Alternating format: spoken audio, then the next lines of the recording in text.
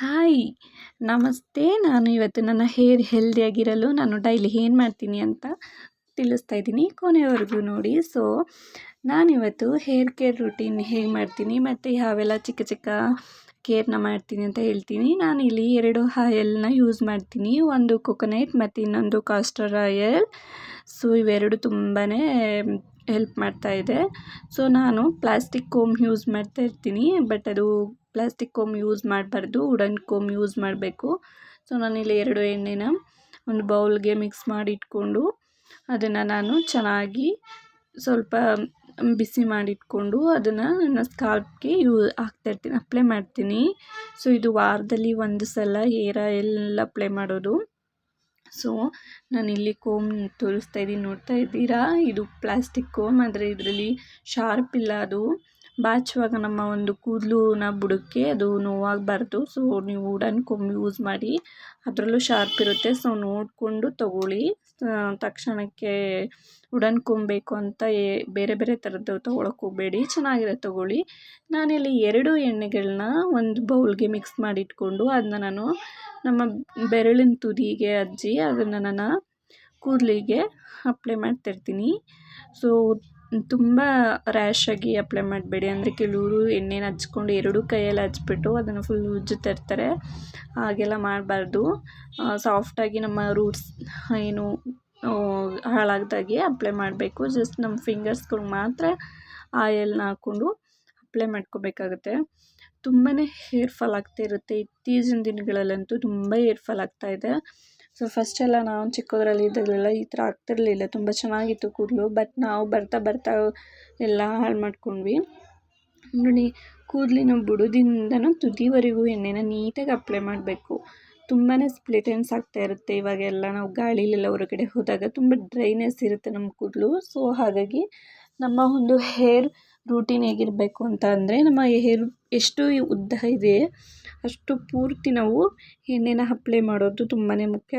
ನಾನು ಕೂಡ ಹಾಗೆಯೇ ಕೂದಲಿನ ಬುಡಕ್ಕೆ ಹಾಗೆ ತುದಿಗೆಲ್ಲ ನೀಟಾಗಿ ಎಣ್ಣೆನ ಅಪ್ಲೈ ಮಾಡ್ಕೊತೀನಿ. ವಾರಕ್ಕೊಂದ್ಸಲ ಈ ಥರ ಹೇರ್ ಆಯಿಲ್ನ ಅಪ್ಲೈ ಮಾಡೋದ್ರಿಂದ ನಮ್ಮ ಕೂದಲಿಗೂ ಒಳ್ಳೆ ಮಾಯ್ಶ್ಚರೈಸ್ ಕೊಡುತ್ತೆ, ಹಾಗೆ ನಮಗೂ ಒಂದು ರಿಲ್ಯಾಕ್ಸ್ ಇರುತ್ತೆ.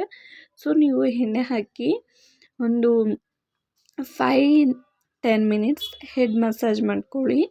ತುಂಬ ಕಾಮಾಗಿ ರಿಲ್ಯಾಕ್ಸ್ ಆಗಿರುತ್ತೆ. ಈ ಥರ ನೀವು ವಾರದಲ್ಲಿ 1 ಸಲ ಮಾಡ್ತಾಯಿದ್ರೆ ನಮ್ಮ ಒಂದು ಹೇರ್ಗೂ ಒಂದು ಒಳ್ಳೆ ಬೆನಿಫಿಟ್ ಸಿಗುತ್ತೆ. ಹಾಗೆ ಗ್ರೋತ್ ಆಗೋದಕ್ಕೆ ಮತ್ತು ಹೇರ್ ಫಾಲ್ ಆಗೋದೆಲ್ಲ ಸ್ಟಾಪ್ ಆಗುತ್ತೆ. ನಾನು ಯಾವುದೂ ಬೇರೆ ಎಣ್ಣೆಗಳನ್ನ ಬಳಸಲ್ಲ, ಈ 2 ಎಣ್ಣೆ ಮಾತ್ರ ಬಳಸೋದು. ಏಕೆಂದರೆ ತುಂಬ ವರ್ಷದಿಂದ ಯೂಸ್ ಮಾಡ್ತಾಯಿದ್ದೀನಿ. ಹೇರ್ ಫಾಲ್ ಕಂಟ್ರೋಲ್ ಆಗುತ್ತೆ, ಹಾಗೆ ಕೂದಲು ಕೂಡ ಗ್ರೋತ್ ಆಗ್ತಾಯಿದೆ.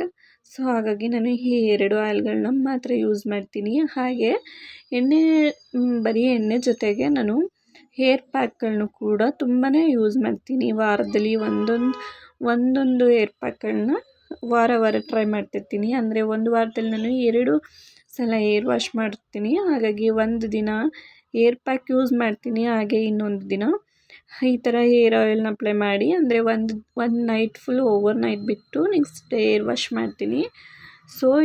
ಎಣ್ಣೆ ಹಚ್ಚಿದ್ಮೇಲೆ ಕೋಮ್ ಮಾಡಬೇಡಿ.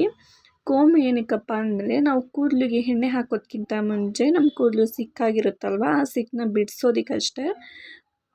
ಕೂದಲಿಗೆ ಎಣ್ಣೆ ಹಾಕಿದ್ಮೇಲೆ ನಾವು ಕೋಮ್ ಮಾಡಿದ್ರೆ ಕೂದಲಿನ ತುದಿ ಎಲ್ಲ ತುಂಬ ಸಾಫ್ಟಾಗಿರುತ್ತಲ್ವ, ಆ ಕೂದಲೆಲ್ಲ ಕಿತ್ತು ಬರುತ್ತೆ ನಾವು ಒಂದು ಸ್ವಲ್ಪ ರಫಾಗಿ ಬಾಚಿದ್ರು ಕೂಡ.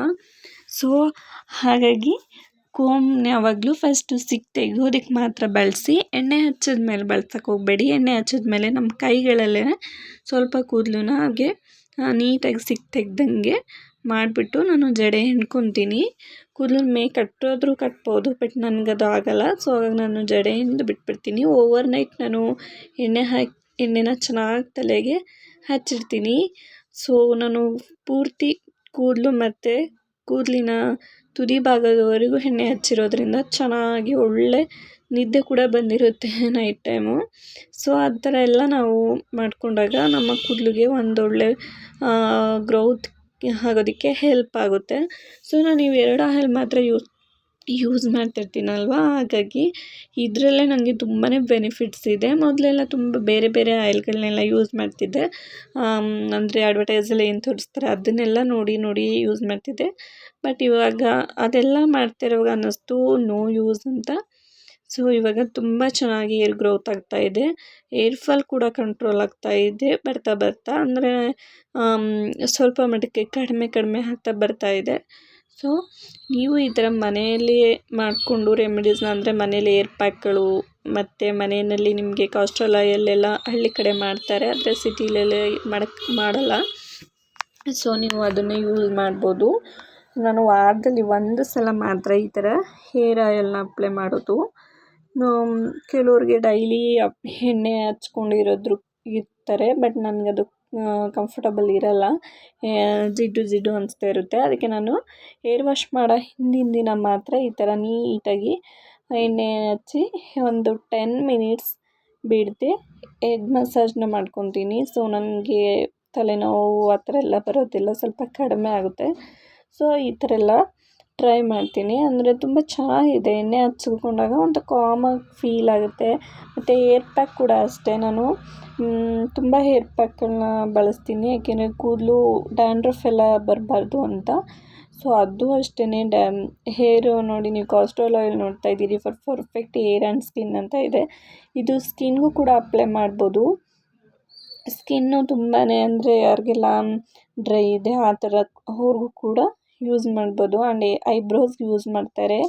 ಸೊ ಐಬ್ರೋಸ್ ಕೂಡ ಗ್ರೋತ್ ಆಗುತ್ತೆ. ನಾನು ಐಬ್ರೋಸ್ಗೆ ಹಾಕ್ತಾ ಇರಲಿಲ್ಲ, ಬಟ್ ಕೂದಲಿಗೆ ತುಂಬ ಕೂದಲಿಗೆ ಹಾಳಾಗ್ತಿತ್ತು ಅಂತ ಕೂದಲಿಗೆ ಯೂಸ್ ಮಾಡ್ತಾಯಿದ್ದೆ. ಸೊ ಚೆನ್ನಾಗಿದೆ.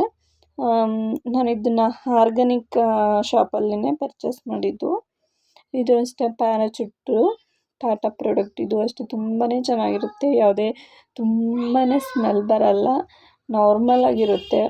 ಹಾಕಿದಾಗ ಹಾಕಿದ್ದೀವಿ ಅಂತಲೇ ಫೀಲ್ ಆಗಲ್ಲ, ಆ ಥರ ಒಂದು ಫೀಲ್ ಕೊಡುತ್ತೆ.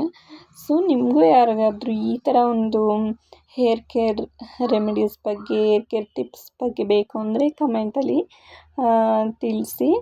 ಹಾಗೆ ಇನ್ನೊಂದೇನಪ್ಪ ಅಂದರೆ, ನನ್ನ ಚಾನೆಲ್ನ ಯಾರು ಸಬ್ಸ್ಕ್ರೈಬ್ ಮಾಡದೆ ನೋಡ್ತಾ ಇದ್ದೀರಾ, ಪ್ಲೀಸ್ ಸಬ್ಸ್ಕ್ರೈಬ್ ಮಾಡ್ಕೊಂಡು ನೋಡಿ. ಮತ್ತು ಈ ಥರ ನನ್ನ ಒಂದು ಲೈಫ್ ಸ್ಟೈಲ್ ಬಗ್ಗೆ ಅಥವಾ ಈ ಥರ ಒಂದು ಹೇರ್ ಕೇರ್, ಸ್ಕಿನ್ ಕೇರ್, ಈ ಥರದ್ದೆಲ್ಲ ವೀಡಿಯೋಸ್ನೂ ಮುಂದೆ ನಾನು ಅಪ್ಲೋಡ್ ಮಾಡೋದಕ್ಕೆ ಒಂದು ಹೆಲ್ಪ್ ಆಗುತ್ತೆ.